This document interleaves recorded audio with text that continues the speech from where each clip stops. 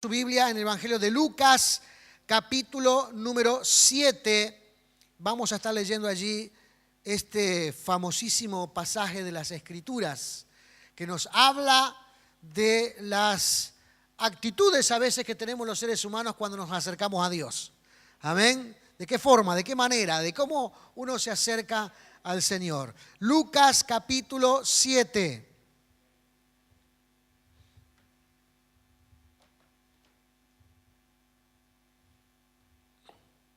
Cuando encuentre, dígame amén, porque esa es mi señal para comenzar a leer.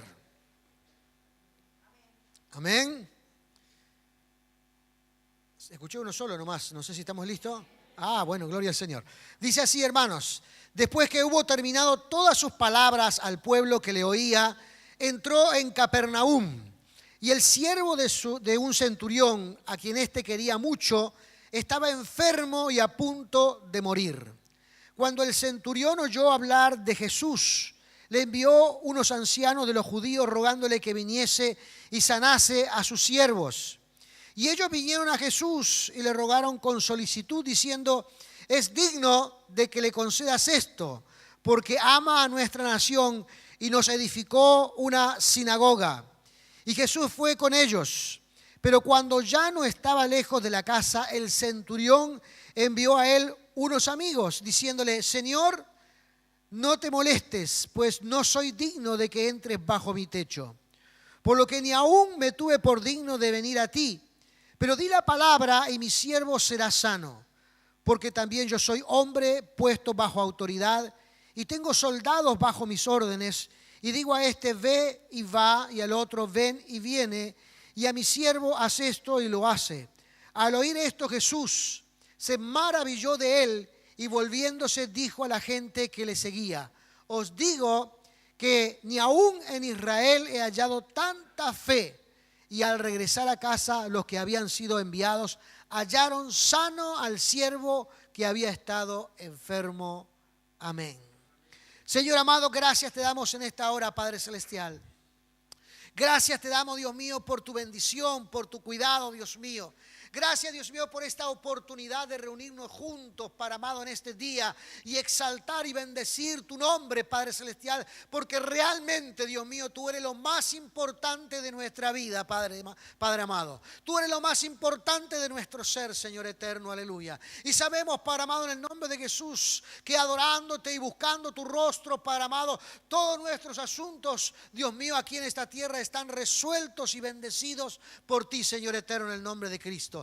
Te imploro, Señor amado, que en esta hora, Padre Celestial, tú bendigas tu palabra, Dios mío, en el nombre de Cristo. Tú, Dios eterno, en el nombre de Jesús, traiga bendición sobre ellas y cada uno de nosotros podamos ser bendecidos con tu palabra y podamos ser edificados por tu palabra y podamos crecer en tu palabra, Dios mío, en el nombre glorioso y maravilloso de Cristo Jesús. Te imploro, Señor amado, en esta hora también, aleluya, que tú estés derramando tu gracia y podamos comunicarnos con mis hermanos en esta hora y cada quien en este lugar, Dios mío, pueda recibir este mensaje y atesorarlo en su corazón, no como que proviene de un hombre, sino que proviene, Dios mío, directamente de tu gracia. Y para ello, Señor amado, en el nombre de Jesús, unge mis labios para que pueda transmitir con claridad lo que tú has puesto en mi corazón, Señor eterno. En el nombre glorioso, en el nombre maravilloso de Cristo Jesús, te damos gracias, Señor eterno, en esta hora. Y oramos en tu nombre, Cristo Jesús.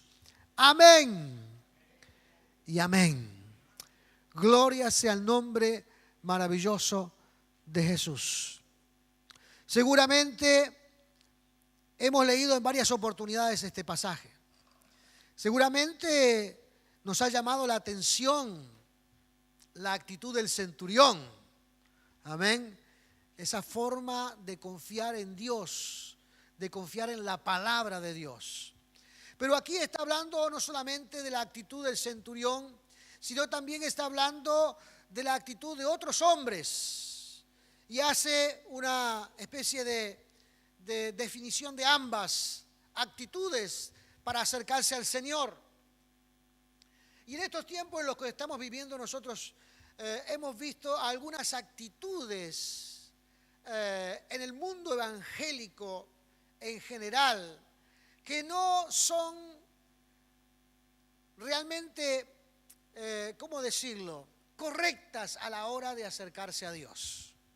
Algunos en sus actitudes parece que estuvieran gerenciando el ministerio del Señor. Una suerte de gerente donde le dicen al Señor qué cosas tienen que hacer, cuándo las tienen que hacer y de qué manera las tienen que hacer. Y parece ser que cada vez que están predicando, orando o haciendo alguna cosa, entonces dirigen de alguna manera la forma en que Dios tiene que realizar su tarea. Entonces le hacen una suerte de gerenciamiento al Señor. Y vemos que esto, hermano, no, en estos tiempos no está disminuyendo, sino que parece ser que esto está creciendo. Y en algunos momentos vemos que también en ese crecimiento se les ponen algunas palabras claves que parece ser que tuvieran una suerte de acción mágica, que si las dicen, entonces se van a cumplir las cosas. Si pronuncian esas palabras, tiene que pasar algo. Tienen que pasar algunas cosas. Y en realidad, hermanos, vemos aquí justamente una diferenciación en estos asuntos a la hora en que tenemos que acercarnos delante del Señor. ¿Están entendiendo? ¿Saben de lo que estoy hablando? ¿Sí? No tengo que dar más detalles sobre el asunto, ¿verdad? Esta es una cuestión, digamos, que está a flor de piel en muchas áreas y en muchos ámbitos en la vida de los cristianos. Ahora, vamos a notar aquí, hermanos, a quién el Señor está elogiando. A quién el Señor elogia. Porque es lindo, hermanos, a veces ser elogiado por los hombres. Pero ¿se imagina cuando seamos elogiados por el Señor? Usted deja viajar su mente por un momento cuando esté allí en el reino de los cielos, porque ahora llegará el momento en que estemos allí en la presencia del Señor y Dios, delante de muchos, elogie su comportamiento, su actitud, su forma de vida, su filosofía de vida delante de Él. Eso va a ser tremendo, hermanos. Si usted se ensancha cuando alguien le dijo, hermano, qué bien que lo hizo. Algunos se ensanchan cuando alguien le dice eso. Que dice, oh, gracias.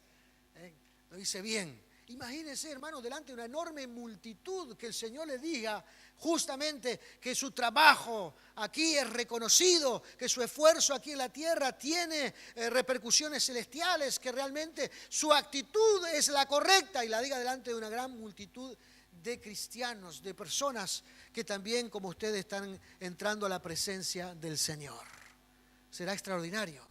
Ahora vamos a ver entonces un poquito esta forma de pensar o esta forma de ver, este comportamiento, estas actitudes delante del Señor. En primer lugar dice que aparece el siervo de un centurión, a quien el centurión quería mucho y estaba en un momento terminal, estaba a punto de morir. La enfermedad era grave, muy grave, y estaba en ese proceso, hermanos, donde ya la enfermedad está agotando el aliento de vida del siervo del centurión. Y el centurión estaba extremadamente preocupado porque lo quería mucho, porque era efectivamente alguien importante para él. Seguramente estuvo muchos años en su casa, seguramente era alguien a quien él quería muchísimo y lo demuestra en esa actitud. De hecho, en el Evangelio de Mateo allí habla justamente de cuánto lo quería el centurión a su siervo. Y entonces le pide a unos ancianos de los judíos. Los ancianos de los judíos, hermanos, eran gente con peso, no solamente peso, digamos, político, sino que también tenían peso espiritual en el pueblo. Los ancianos eran la gente, hermanos, que le decía a las personas lo que estaba bien y lo que estaba mal. Eran las personas que se les consultaba al momento de tomar una decisión. Los ancianos eran personas importantes. No es como ahora. No es como ahora, que los ancianos hoy día están relegados a un plano muy triste. Muy triste. Hermanos, nosotros tenemos que honrar a nuestros ancianos. Allí hay un cúmulo de sabiduría, de experiencia, de respeto que debemos considerar. Pero en aquel tiempo, hermano, los ancianos eran los referentes de la sociedad. Entonces este centurión se dirigió a los referentes de la sociedad para que fueran a rogarle al Señor que sanara a su criado. Y los ancianos se dirigieron a donde estaba Jesús, dice versículo 4. Y ellos vinieron a Jesús y le rogaron con solicitud. Es decir, argumentaron por qué tenía que atender esta situación. Argumentaron por qué tenía que preocuparse ahora. Es decir, estaban gerenciando el momento al Señor. Le estaban diciendo qué cosas son prioritarias. Y entonces le dan razones de por qué debe de hacerlo. Porque este hombre en nuestra sociedad es importante. Él da muy buenas ofrendas al templo. Señor, buenas ofrendas al templo. Y si la primera vez o la segunda vez no lo entendió, vuelve a dirigirse a los ancianos al Señor y le dice, porque da buenas ofrendas, fíjate que construyó nuestra sinagoga. A este hombre no hay que desatenderlo. Más diría, estoy parafraseando la conversación de esta gente y haciéndola un poco exagerada para que usted entienda bien, ¿no? Mira que este hombre ha hecho mucho por la iglesia, ha hecho mucho por nuestra religión, ha hecho mucho por nuestra comunidad, nos construyó una sinagoga. Eso no se puede cortar, Señor. Esa cuestión no se puede desatender. Hay que preocuparse aquí. Dice, debes de ir inmediatamente. Estaban argumentándole al Señor el por qué Él tenía que responder con prontitud a la solicitud del centurión. Él es digno. Es digno. Él se compró la dignidad. Puso mucho dinero aquí. Él compró todo lo que... Ahora es digno. No sé por qué parece a mucha gente contemporánea hoy día, ¿no? Donde argumenta, este es digno, este es un empresario, este es un hombre que ha ayudado mucho, este es digno, es digno. Como si la dignidad de los seres humanos tiene que ver con el comportamiento, hermanos, de que tienen las personas de bendecir el reino de Dios con sus bienes. Déjeme decirle, esto es bíblico. Hay que bendecir a Dios con nuestros bienes, porque Dios después bendice nuestra vida. Pero esto no es una forma después de chantajear al Señor para que responda afirmativamente porque ha hecho buenas colaboraciones. No es esta la forma de hacer pensar de que luego hay que torcerle el brazo al Señor porque este ha sido un buen colaborador en el área económica. Esta no es una actitud corriente, mejor dicho, no es una actitud correcta delante de Dios. Pero allí estaban estos ancianos, recordándole al Señor lo que para ellos es importante. Porque nosotros, hermanos, decidimos qué cosas son importantes en nuestra vida. Nosotros somos los que decidimos qué cosas nos gustan en esta vida, qué cosas debemos elogiar en nuestra vida. Nosotros somos los que ponemos prioridad a los asuntos de nuestra vida. Y estos ancianos veían allí, hermanos, algo que no podía interrumpirse. Y le dieron entonces, hermanos, la categoría de dignidad a este asunto para que Dios actuara y respondiera y fuera hasta donde estaba. Entonces, Jesús, ¿qué hace? ¿Qué hace el Señor? El Señor va. El Señor hace su caminar hacia donde estaba el centurión. Él va. Seguramente el Señor conocía mucho más lo que estos hombres conocían. Seguramente el Señor veía mucho más lejos de lo que estos hombres podían ver.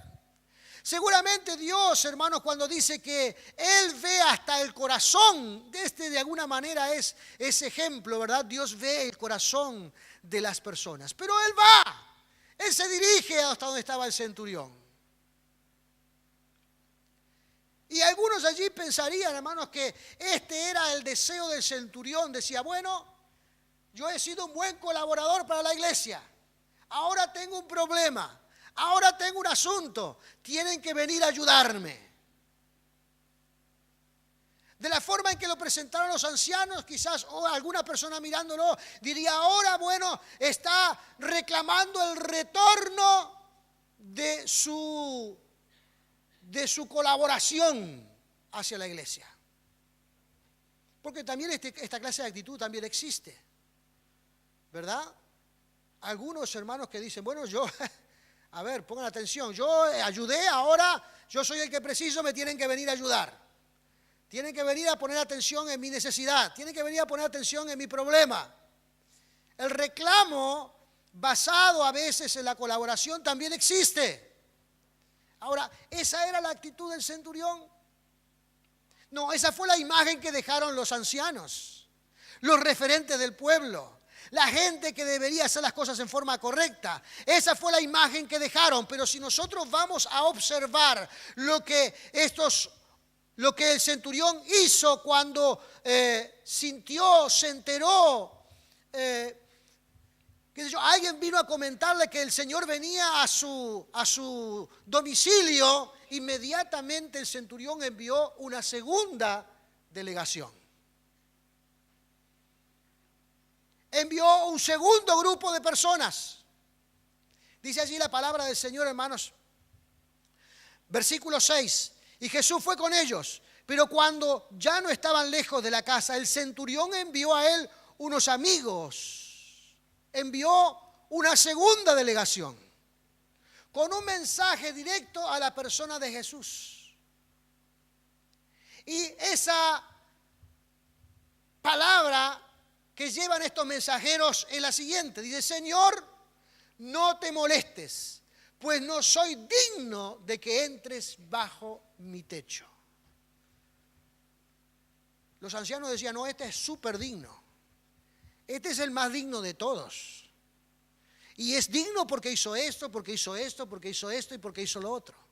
Ahora, la apreciación del propio centurión dijo, yo no soy digno que el Señor venga a cumplir una orden que yo aparentemente di. No soy digno.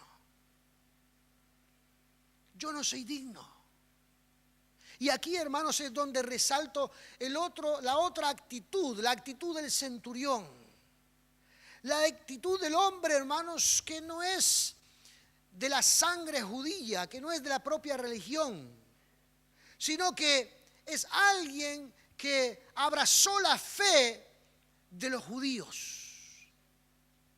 Un prosélito, como le llama la Escritura, abrazó esa fe y vivió, hermanos, desinteresadamente abrazando esa fe. Y lo que hizo, lo hizo por amor a Dios y no lo estimó como una cosa para chantajear o forzar el brazo del Señor para que hiciera alguna cosa hacia su vida, sino que dijo, Señor, yo no soy digno de que entres en mi casa. ¿Sabe que la ley judía dice, hermanos, que un judío no puede entrar en la casa de un, ¿cómo se le dice? De un gentil, esa es la palabra. Gracias, hermana, que me encontró la palabra. Yo la tenía por acá y la encontró. El judío no podía entrar a la casa de un gentil porque decía que de alguna manera se contaminaba. Pero si puso plata, aquí no hay contaminación ninguna. Si acá el asunto es de un hombre respetable que colaboró, no hay eso queda en otro plano, eso queda en otra historia. Dice, aquí entonces se va dirigiendo el Señor. Y aquí va el Señor allí a ese lugar. Pero el gentil conoce lo que significa la ley judía, lo que significa los parámetros de Dios en el mundo del hombre. Porque lo aprendió de ellos. Lo aprendió del propio pueblo judío, de los propios ancianos. Y él sabía que no era posible que un judío entrara a la casa de un gentil. Era una ley que había allí. Pero además él dice, bueno, hay una segunda cuestión. Yo tengo la autoridad social para mandar a quien quiera que esté bajo el dominio romano. En este caso, los judíos. Él podía mandar a cualquier persona que se le cruzara. Él podía ir por la calle llevando un paquete y por ahí pasa un judío y le dice: Señor, ven aquí, lléveme el paquete. Y tenían que cumplirlo, porque esa era la ley romana. Todos los pueblos que estaban bajo o sometidos bajo el imperio estaban obligados a obedecer a cualquier romano. Y ellos tenían que hacerlo. El centurión sabía de esta ley romana que estaba directamente en oposición a la ley judía. Pero él tenía otra ley. La ley del amor de Dios. La ley de la búsqueda sincera al Dios Todopoderoso. Él había abrazado una fe, hermanos, que no iba de la mano de las obligaciones, sino que iba de la mano de la voluntad del ser humano para adorar y glorificar el nombre del Señor.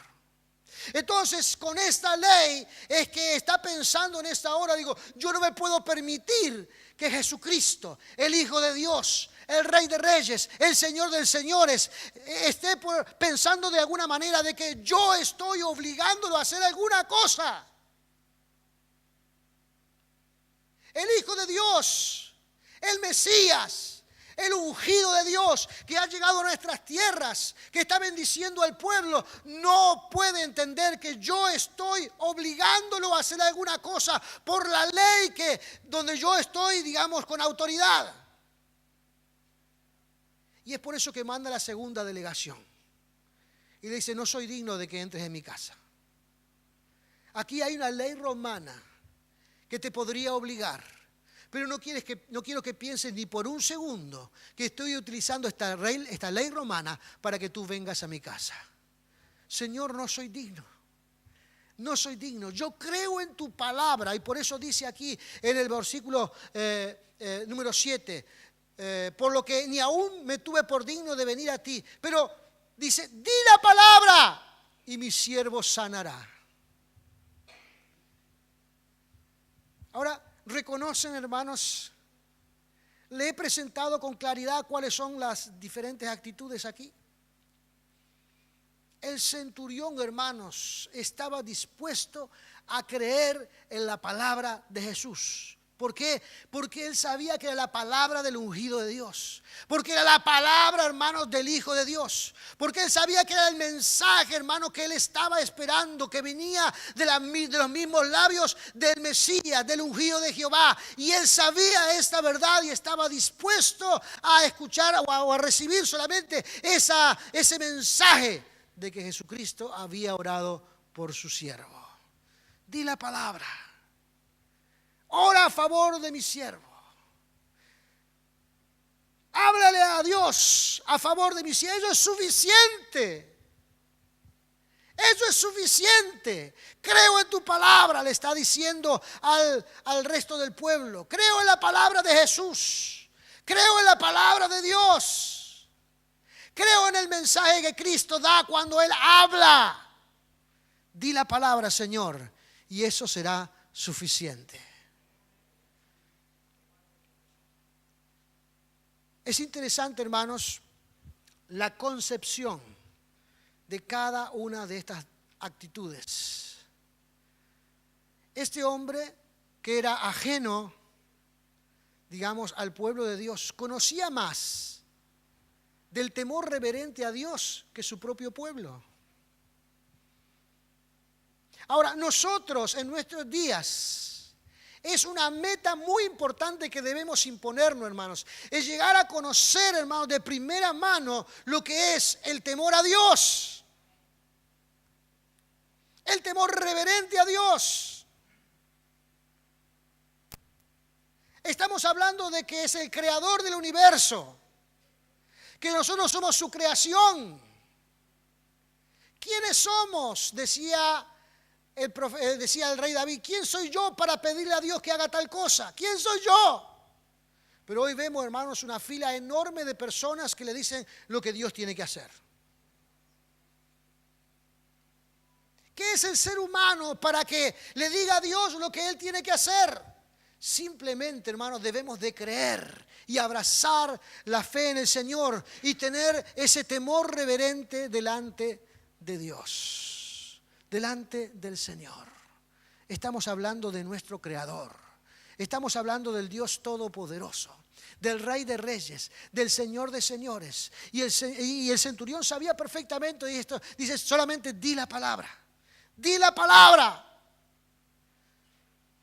Ahora, allí delante de todos,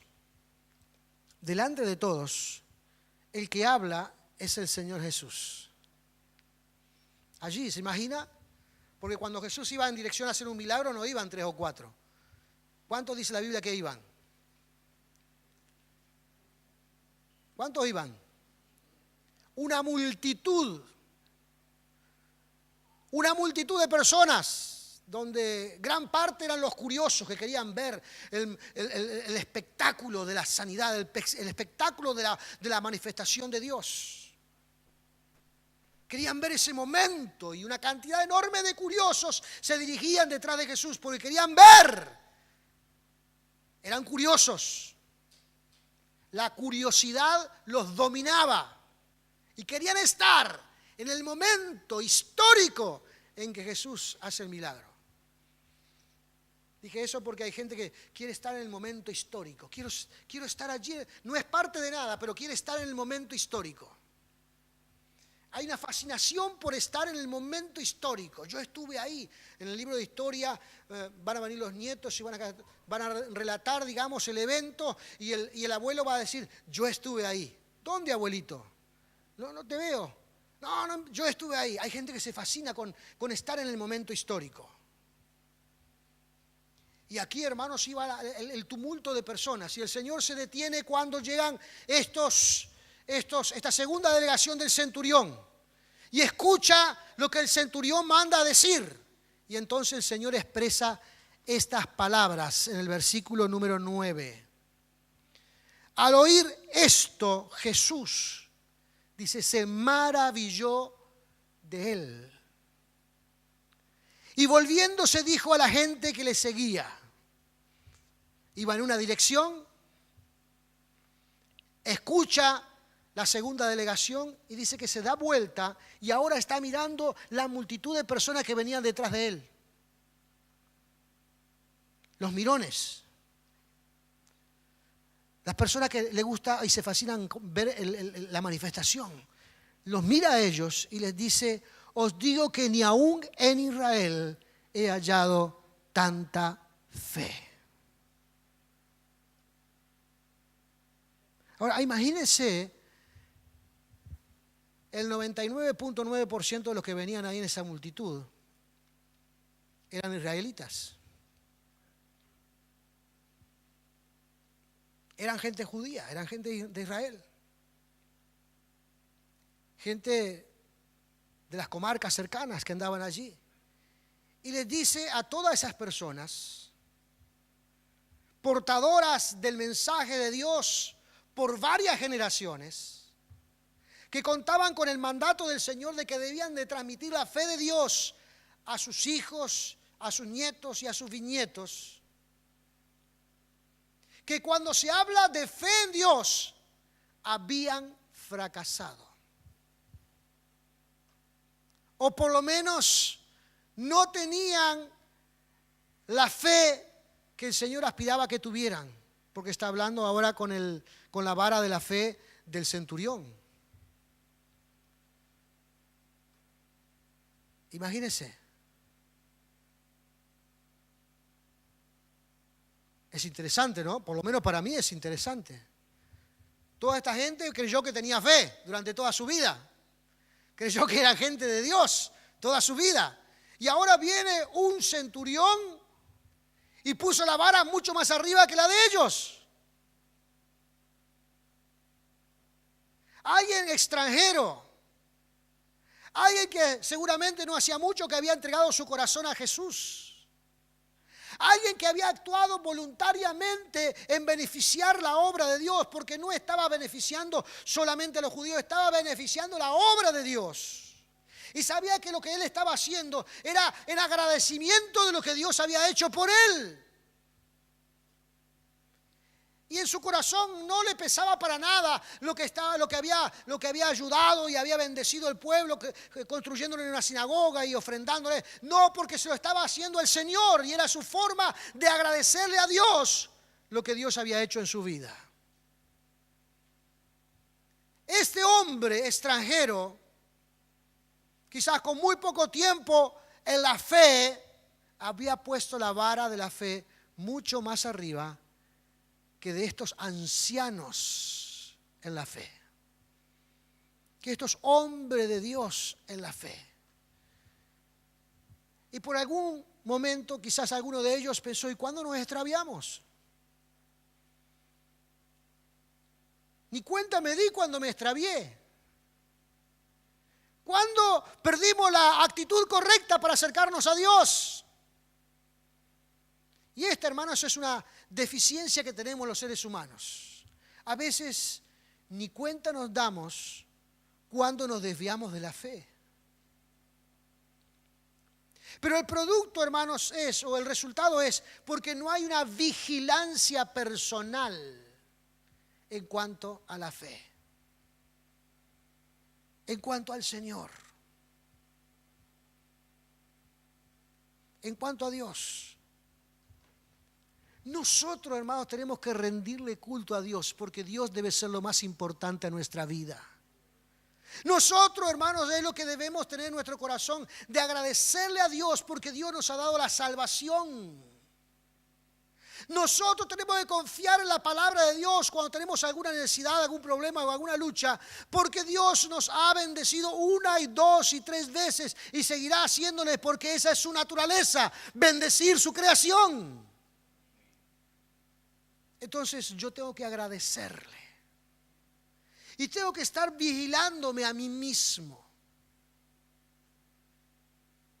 Yo tengo que vigilarme.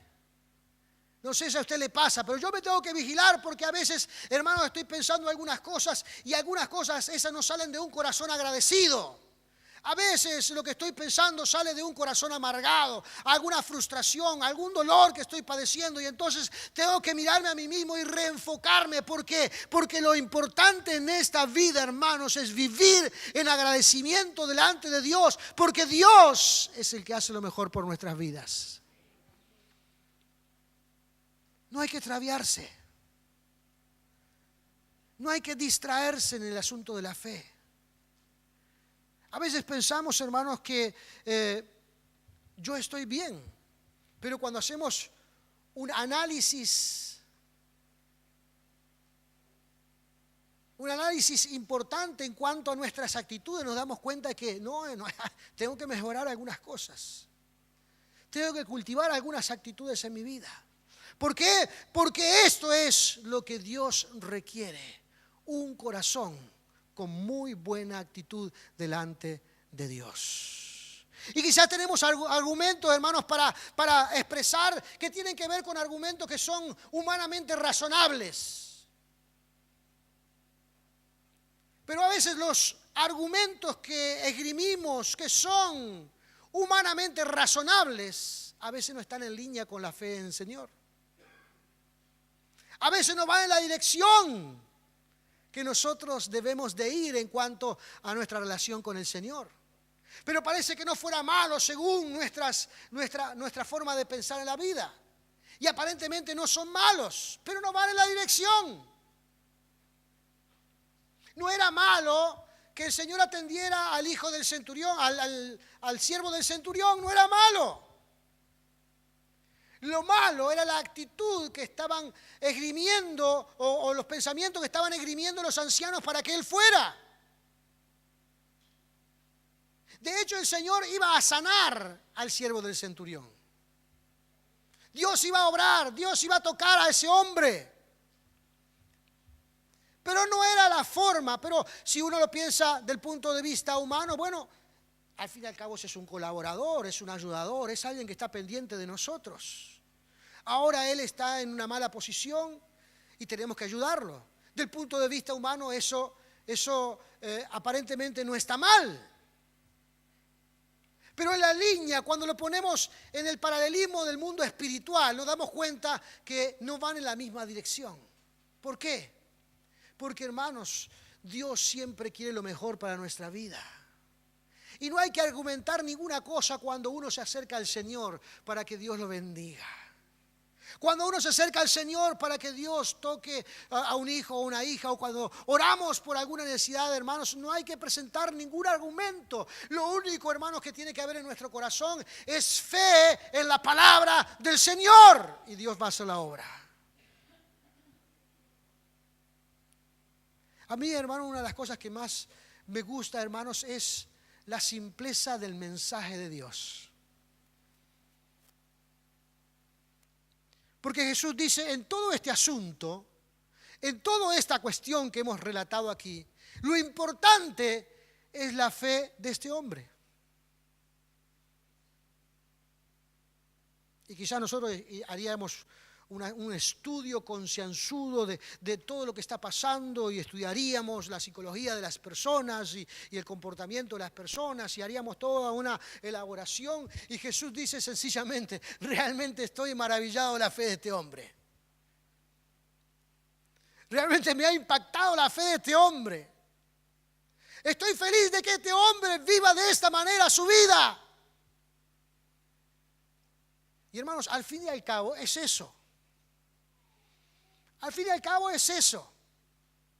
Hay un sinnúmero de argumentos que nosotros podemos elaborar y gestionar en nuestra vida, pero lo importante es vivir intensamente con la fe en el Señor. Todo el asunto, hermanos, se resume a esa realidad. Ten fe en Dios. Ten fe en el Señor. Cree en su palabra. Abraza con entusiasmo al Dios de los cielos. Vive creyendo en la obra poderosa de Dios. Y Dios hará todas las cosas. Algo extremadamente simple, sencillo, ¿verdad? Que tira por tierra todos los argumentos de los ancianos y todas estas cuestiones. Y también tira de alguna manera por el suelo también la preocupación del centurión, porque él estaba prejuiciado de que no entendiera el Señor que él estaba ejerciendo una ley romana para que él viniera. Estaba preocupado por eso, porque es el Señor, porque es el Hijo de Dios. Y ya el Señor dice, eso no hay problema. No he encontrado tanta fe en todo Israel como la de este hombre. Amén. Este es el caudillo de la fe, por decirlo de alguna manera. Este es el gran hombre de la fe. ¿Y qué fue lo que hizo este hombre? Fue y le dijo, Señor, di tu palabra y eso es suficiente. Di tu palabra y eso es suficiente. En nuestro día, hermanos, esta ley continúa todavía. Hay que creerle al Señor. Señor dio su palabra, créala en el nombre de Jesús. No, pero las circunstancias, fíjate, las situaciones, que esto está mal, va a ser. Cree en Jesús. Ten fe en Dios, cree en su palabra. Sí, pero fíjate que las circunstancias, los problemas, los tiempos han cambiado, no es lo mismo antes que ahora, bla, bla, bla, y todas estas cuestiones que nosotros los seres humanos tratamos de argumentar a veces para esconder nuestra falta de fe. Para esconder que estamos desconfiando, tenemos dudas, o por lo menos estamos intranquilos que se haga la voluntad del Señor. Y hermanos, Dios va a hacer lo que Él vino a hacer. Por eso para el centurión, di tu palabra y esto es suficiente. Y esa es una declaración de fe. Creer en la palabra del Señor. Nosotros tenemos, hermanos, toda la palabra de Dios. Toda la palabra de Dios está aquí. Todo lo que nosotros debemos saber aquí es todo el mensaje que el hombre necesitaba recibir. Aquí está. Crea en Él. Crea en el Señor. Crea en el Dios de los cielos. Y Dios se va a manifestar en nuestras vidas. Amén. Dios va a manifestarse en nuestras vidas. Hubieron muchos hombres con referencia a nuestra iglesia que soñaron de ver lo que hoy nosotros vemos. Hay un hermano aquí en la iglesia que siempre me lo recuerda.